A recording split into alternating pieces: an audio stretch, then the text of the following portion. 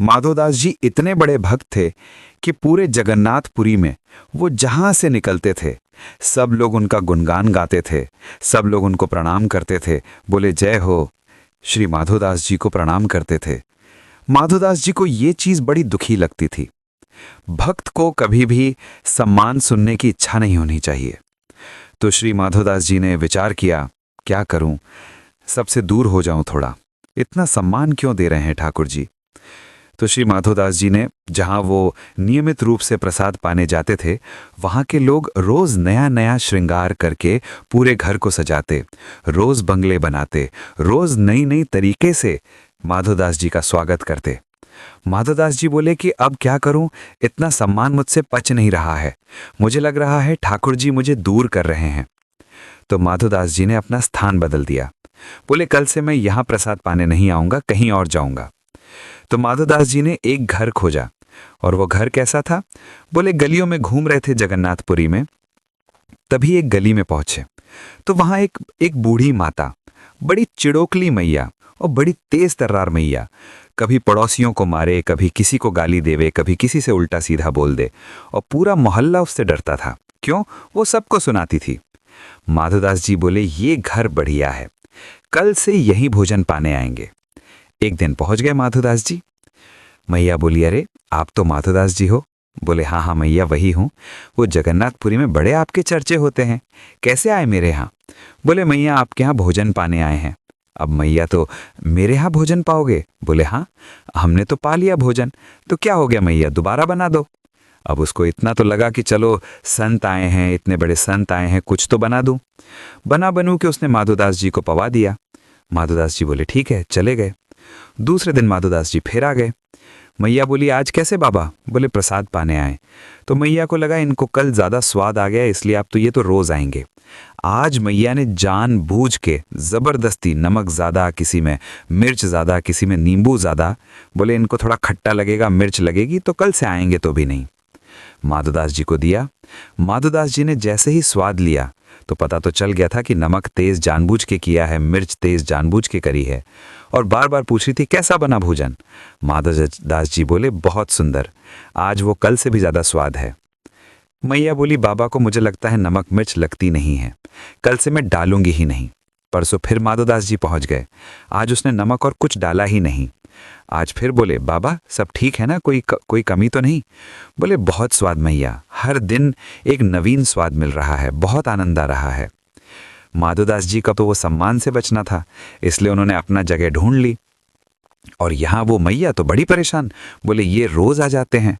आज वो इतनी चिढ़ के बैठी, बोले आया बाबा है, मैंने कहा कि को काहे को रोज आ जाए। जैसे ही माधोदास जी आए तो मैया से बोले मैया भिक्षा कराओ। बोले बाबा जरूरी थोड़ी है अन्न की भिक्षा रोज चले। बोले नहीं कुछ भी चलती है भिक्षा तो उस समय वो मैया पोछा लगा रही थी, तो चिढ़ में आई, बोले ले तो फिर यही ये ले भिक्षा। वो पोछा ही उठा के माधोदास जी पे फेंक दिया। माधोदास जी बोले कि भिक्षा तो स्वीकार है, चाहे चाहे किसी भी रूप में मिले। वो पोछा लेकर के माधोदास जी हृदय से लगा के चले गए। अब माधोदास जी का नित्य भाव था कि जो भी पाते थे नेत्र बंद करके पहले ही श्री जगन्नाथ जी को पवाते थे। जो भी भिक्षा मिलती थी पहले जगन्नाथ जी को निवेदित करते थे, फिर स्वयं लेते थे। अब आज तो पोछा मिला है, वो कैसे दे जगन्नाथ जी को? माधोदास जी ने मन में विचार किया, बोले आज तो पोछा मिला है, ठाकुर जी ये कैसे दूं आपको? तुरंत गए माधोदास जी, तेज धूप में पोछा सुखा दिया। जैसे ही वो सूखा तो उसके सारे रुएं जो थे उनको निकाल दिया, सारे धागों को निकाल के हाथ से उसकी बत्ती बनाई, घी में डाल करके जगन्नाथ जी की आरती कर दी। जगन्नाथ जी के नेत्र सजल हो गए। माधोदास जी जगन्नाथपुरी में विराजते थे। और ऐसा वर्णन आता है माधोदास जी के चरित्र में कि जब श्री माधोदास जी जगन्नाथ जी के मंदिर में जाते थे ना, तो ब्रह्म वेदी पर बैठे हुए श्री जगन्नाथ जी ऐसे झूमते थे, मेरा माधव आ गया। माधोदास जी ठाकुर जी के समीप गए। ठाकुर जी से बोले राजी हो ठाकुर जी? जगन्नाथ जी बोले खूब प्रसन्न हैं, प्रसाद भोग बढ़िया आरोग रहे हैं आप? बोले बहुत आनंद में हैं। माधोदास जी बोले ठाकुर जी मेरी एक इच्छा हो रही है। बोले क्या? बोले कि मैं वृंदावन जा रहा हूं आपकी लीला भूमि का दर्शन करने। जैसे ही सुना माधोदास जी वृंदावन जा रहे हैं, अब ठाकुर जी सोचे कि मैं प्रसन्न हूं कि दुखी हूं। ठाकुर जी मौन हो गए, कुछ नहीं बोले। माधोदास जी बोले, आप कुछ कहेंगे नहीं, हम वृंदावन जा रहे हैं। जगन्नाथ जी बोले, क्या कहूं, स्थान ऐसा है कि मैं तुमको रोक नहीं सकता जाने से, लेकिन मन कह रहा है कि तुम्हारे बिना रहूंगा कैसे, मेरा मन कैसे लगेगा। माधव, हम तो रोज तुम्हारे लिए यहाँ सज धज के तैयार होते हैं। ये भले ही सब लोग दर्शन करते हों, लेकिन मेरे को प्रतीक्षा तुम्हारी रहती है कि तुम आ रहे होगे और तुम वृंदावन चले जाओगे। अब उस समय इतने साधन थोड़ी थे कि फ्लाइट पकड़े सीधे पहुंच गए, आ गए, दर्शन करके वापस एक दिन में। पहुंचने में ही महीनों लगेंगे, फिर तुम वहां रुकोगे, दर्शन करोगे, फिर लौटोगे। कितने दिन में आओगे? 6 महीना तो लग जाएंगे तुमको। हम कैसे रहेंगे तुम्हारे बिना माधव? तुम्हारे बिना कैसे रहेंगे हम? हमारा मन ही नहीं लगेगा। भोग तो लगेगा लेकिन स्वाद नहीं आएगा। श्रृंगार तो होगा लेकिन सुंदर नहीं लगेंगे। आरती तो होगी लेकिन हमको प्रसन्नता नहीं होगी। माधोदास जी बोले, तो फिर अब बताओ क्या करें? फिर वृंदावन नहीं जाएं? बोले, नहीं, ऐसा भी नहीं चाहते कि तुम वृंदावन नहीं जाओ, वृंदावन तो जाना ही चाहिए। बोले, आप ही बताओ निधान क्या करें? जगन्नाथ जी बोले, हमको ले चलो संग में, तुम्हारे संग रहेंगे तो वृंदावन भी चलेंगे, प्रसाद भी पालेंगे। माधोदास जी ऐसे बोले, ये असंभव है, आपको कैसे ले जाऊं? 2 कारण हैं आपको न ले जाने के। ठाकुर जी बोले, क्या? बोले, पहला कारण तो आप इतने भारी हो, हम अकेले तो ऐसा है नहीं कि चढ़ाए कंधा पे ले गए। दूसरा, आपको इतनी भूख लगती है, मैं दिन भर देखता हूं 7 बार आप भोजन करते हो। तो जगन्नाथ जी बोले, हम हल्के हो जाएंगे, और रही बात भोग की तो हम भूखे रह लेंगे, व्रत कर लेंगे। वृंदावन जाने के लिए व्रत करना पड़े तो मंजूर है, लेकिन वृंदावन ले चलो। माधोदास जी बोले, पूरी जगन्नाथपुरी मेरे पीछे भागेगी, ये पंडा पुजारी सब जान से मार देंगे अगर मैं आपको ले गया तो। अब ठाकुर जी यहीं बैठे रहो, बहुत भक्तों को विरह देते हो, 6 महीना आप भी विरह सहो। अब जगन्नाथ जी की आंखों में मोटे मोटे अश्रुविंद आ गए। मेरा माधव जा रहा है मुझे छोड़ के। जगन्नाथ जी को समझा रहे हैं माधोदास जी, जैसे कोई बालक को समझाता है, अरे मैं आ जाऊंगा, रो मत आप, मैं अभी आ जाऊंगा। सोचो कैसी भक्ति माधोदास की। उसके मंदिर से निकलने पर श्री जगन्नाथ जी व्याकुल हो रहे हैं। बार बार माधोदास जी से कहें कि मत जाओ, अरे रास्ता बड़ा दुर्गम है, रास्ते में तुमको बड़ी आधी व्याधि हो जाएंगी, ऐसे हो जाएगा। लेकिन चाहते भी हैं कि वृंदावन जाए, और 6 महीना का अवकाश देकर के माधोदास जी चले गए। उस दिन जगन्नाथपुरी में घनघोर बारिश हुई, मानो जगन्नाथ जी रो रहे हैं, मेरा माधव जा रहा है। माधोदास जी अकिंचन थे, बिल्कुल ज्यादा भूख प्यास भोजन इसकी उनको ज्यादा जरूरत नहीं। जगन्नाथ जी का दर्शन ही उनका भोजन था, बिना दर्शन के भोजन नहीं सुहाता था। चित्त में श्री जगन्नाथ जी बैठे हैं, वृंदावन की यात्रा पर जा रहे हैं। एक दिन व्यतीत हो गया चलते चलते, दूसरा दिन व्यतीत हुआ, रात्रि में किसी गांव में जाकर के किसी वृक्ष के नीचे सो जाते। वृंदावन की यात्रा चल रही है, तीसरा दिन प्रारंभ हुआ। श्री माधोदास जी एक एक सप्ताह भी जल पी करके रह लेते थे, उनको भूख ज्यादा लगती नहीं थी। लेकिन आज तीसरा दिन ही प्रारंभ हुआ और सुबह उठते ही माधवदास जी ने जैसे ही स्नान किया, स्नान करते ही उनको भूख लगने लगी। इतनी जोर की भूख लगी महाराज कि अब तो वो व्याकुल हो गए।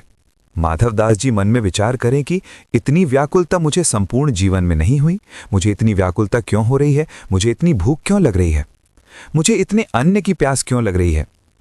फल ढूंढने लगे, नहीं फल मिले तो व्याकुल हो गए, कहाँ जाऊं क्या खाऊं।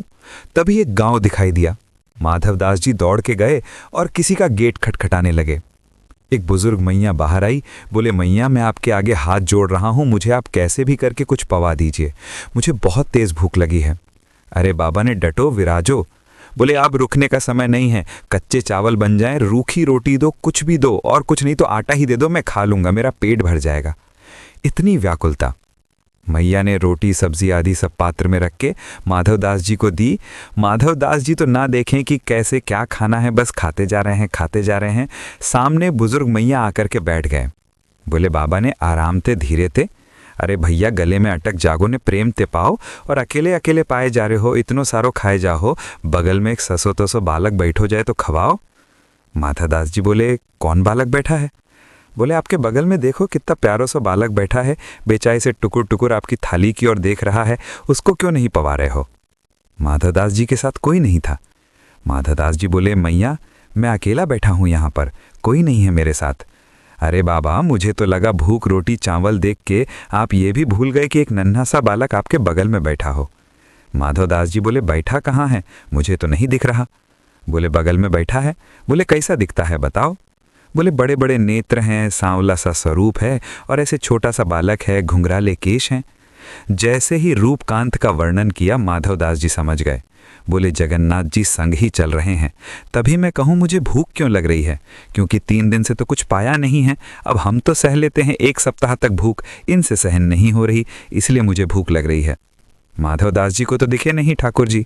माधवदास जी प्रसाद पाकर के बाहर आए, नेत्र बंद करके जगन्नाथ जी का स्मरण किया। बोले जय जय, मैंने मना करी ना आप मत चलिए, आपसे भूख सहन नहीं होगी, आप आ गए। बोले कि अब हमारा विग्रह जगन्नाथ जी में बैठा है, लेकिन आत्मा से तो प्राण से तो हम आपके संग ही वृंदावन जा रहे हैं। और निश्चित मानो माधवदास, जब कोई जगन्नाथपुरी से वृंदावन जाता है ना, तो मैं एक क्षण के लिए उसके संग ही जाता हूँ, फिर आ जाता हूँ वापस। लेकिन एक बार को कोई वृंदावन जाए तो मुझे इतनी रुचि लगती है कि मैं उसके संग ही जाता हूँ। माधवदास जी बोले अब क्या करें, आपको तो बार बार भूख लगेगी। अब तो यही हो गया कि माधवदास जी दिन में 8 बार भोजन कर करके पहुंचे वृंदावन। क्यों? ठाकुर जी संग चल रहे हैं। वृंदावन पहुंचे। अब तो माधवदास जी की स्थिति यह है कि उनको थोड़ी देर में ही भूख लगे। परेशान हो गए। बोले काहे को चले आए आप संग में, मैं एक देर चलता नहीं हूँ, कितने में भूख लगाती है, जहाँ बैठे बैठे भूख लग जाती है। ठाकुर जी को चलते होंगे तो और पच जाता होगा भोजन और भूख लगती होगी। माधवदास जी वृंदावन पहुँचे। अब नियम तो वैष्णव का ये कि वृंदावन जाते ही वैष्णव मंदिरों का दर्शन करते हैं, लेकिन माधवदास जी को इतनी भूख लगी कि यमुना जी के तट पर पहुँचे, यमुना जी में स्नान किया, तुरंत कहीं से चने लाए और चने ला करके रूखे चने ही खा लिए। क्या करें, भूख मिटाएं, कैसे भी चने खा लिए। चने खा करके जब थोड़ी भूख शांत हुई, तब माधवदास जी बोले अब चलो वैष्णव मंदिरों के दर्शन करें। वृंदावन में विचरण करते हुए श्री वृंदावन बिहारी लाल के दर्शन करने के लिए जैसे ही निधिवन राज पहुँचे, निधिवन में कुंज बिहारी विराज रहे थे। स्वामी श्री हरिदास जी सेवा कर रहे थे। माधवदास जी दर्शनार्थियों में बैठे थे और अंदर बिहारी जी की सेवा चली थी। स्वामी श्री हरिदास जी सेवा करते करते अंदर से बाहर आए और दर्शनार्थियों से बोले भैया तुम में से माधवदास कौन है?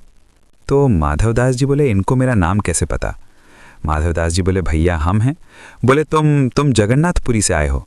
बोले हाँ आया था जगन्नाथपुरी। आपको कैसे पता मेरा नाम, आपको कैसे पता मैं जगन्नाथ, मैं तो पहली बार वृंदावन आया हूँ। बोले अरे हमारे बिहारी जी ने तेरा नाम बतायो है। माधवदास जी तो व्याकुल हो गए। बोले बिहारी जी भी मुझे जानते हैं और जगन्नाथ बिहारी जी में कोई अंतर थोड़ी है, एक ही हैं। स्वामी श्री हरिदास जी बोले आओ। माधवदास जी उठ करके गए, स्वामी जी के पास में जाकर के बैठे। स्वामी जी से बोले बताइए ना बिहारी जी को मेरा नाम कैसे पता, उनको कैसे पता मैं जगन्नाथपुरी से आया हूँ? तो वो एक ही तो हैं जगन्नाथ जी और वो। तो माधवदास जी बोले क्या बोला बिहारी जी ने? बोले बिहारी जी ने ये बोलो कि मैंने भोग रखो ठाकुर जी के आगे, और जैसे ही भोग रखो तो बोले भूख ना लग रही। मैंने क्यों, आप तो भोजन देख के मचल जाते हो, आज कह रहे हो भूख ना लग रही। बोले अरे का करूं, माधवदास आयो, रूखा चने खवा दिए और रूखे चने खावे थे, मेरो पूरा गलो सूख गो, मेरो पेट भर गो, रूखे चने थे मेरो पेट भर दियो। आज यानी माधवदास जी ने जैसे ही सुना कि मैं तो जमुना जी के किनारे बैठ के प्रसाद पा रहा था, चने पा रहा था, क्योंकि जगन्नाथ जी मेरे संग है, लेकिन मेरे पाने से ठाकुर जी तृप्त हो रहे हैं।